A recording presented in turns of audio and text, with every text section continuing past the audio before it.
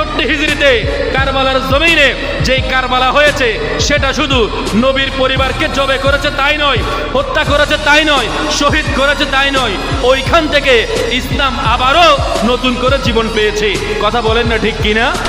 এই জীবন পাওয়ার ইতিহাসগুলো, এই তাড়নাগুলো, এই প্রেমগুলো মুসলমান, সুন্নি মুসলমান যারা আছে তারা, আশিক রাসূল ভাইরা যারা আছে, জানার জন্য, বুঝার জন্য, আলোচনা শুনে চোখের পানি ছাড়ার জন্য কারবালার আলোচনা যারা অন্তর থেকে মন দিয়ে শুনবেন তাদের অবশ্যই চোখ দিয়ে পানি চলে আসে।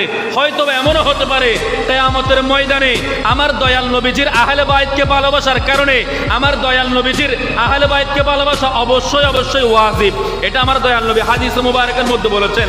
এই আহলে বাইতকে ভালোবাসার কারণে, আহলে বাইতের মহাব্বতে মাহফিল করার কারণে, চোখ দিয়ে পানি পড়ার কারণে এই চোখের পানির ফোঁটা আমার আপনার জন্য কিয়ামতের ময়দানে শাফাআতের ওসিলা হতে পারে।